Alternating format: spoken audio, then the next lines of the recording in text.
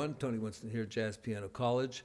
I'm going to do a series of videos, and I'm going to do it all on the same song, Fly Me to the Moon, and I'm going to gradually, start with the basics and then gradually work up to some slightly more advanced stuff. And this would be a great little course, I think, for beginners and intermediate piano players to take if they're trying to learn some jazz on the piano. And I would suggest that whatever we do on this song, Fly Me to the Moon, that you take it and apply it to at least 5 other songs. Do it like Take the A Train, Blue Bossa, in a mellow tone, some stuff that you might like. It's got to be, kind of in this style. All of Me. If you have any questions about what songs might be appropriate for this, you can ask me in the comments. Okay, so what we're going to do in this lesson is we're going to play all the chords in root position almost, okay? And we're just going to run through the whole chart. And we're going to play the chords twice in each measure, so it'll be on the first beat and the second beat. Okay, download the sheet music so you can follow along. Did I say it was free?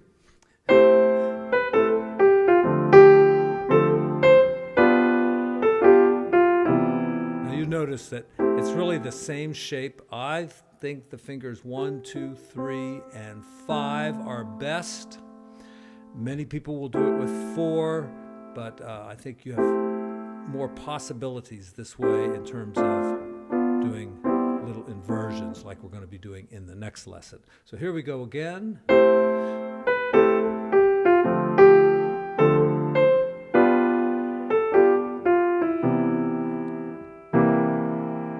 Measure, we've got C major 7th and C dominant 7th, okay? But up to now, it's been the exact same shape on all these white keys. F major.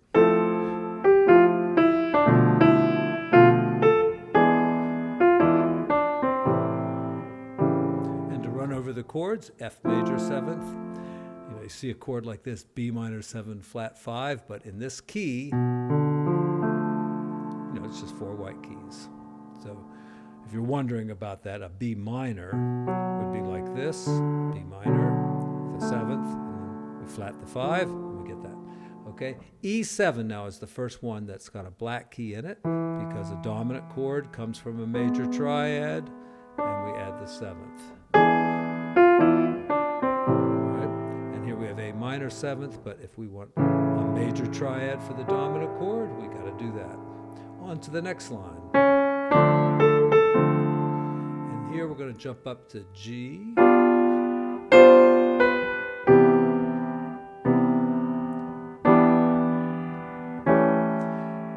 I'm going to make one exception here for the A7. I don't want to have to jump all the way up to here.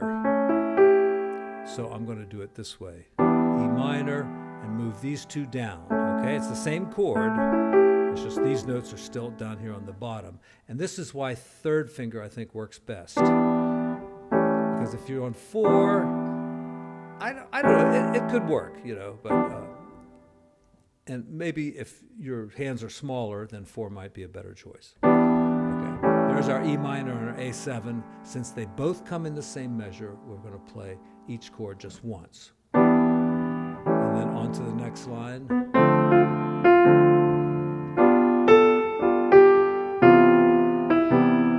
Might notice that C major 7th with that F does not sound great. You could get rid of the B down here, the E down here, and that might make it a little bit more, better sounding, right? And then here we've got B minor 7th again, and E 7th, and all the way back up here. Now this is not the best way to do it, but we're learning chords. We're learning what we're doing here. That's the most important thing. So apply this to 4 or 5 other songs, know your chords, and then we can get into, voice leading, the chords, and even playing rootless voicings and all that stuff, okay? But the basics come first for everybody, for me, for you, and for everybody. All right. So B minor, E7, here we go. Second part, pretty much like the beginning.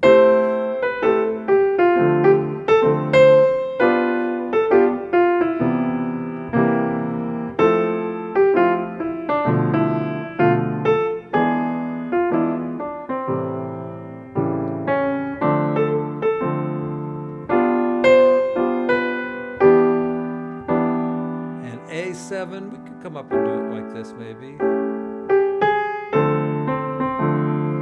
And G7, we're so low, we're just going to go, what should we do?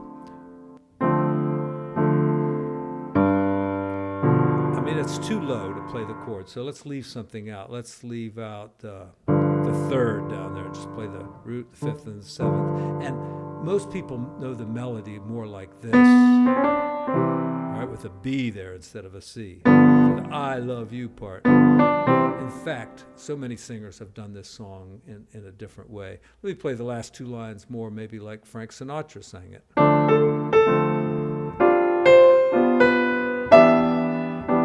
right, that's like the coda down there.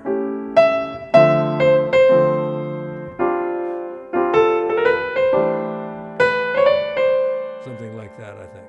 And oh, that's a rootless voicing. I wasn't supposed to do that.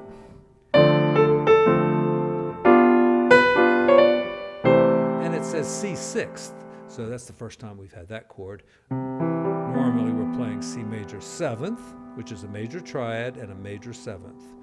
C7, which we also had in the first line, is major triad with a flat 7, okay?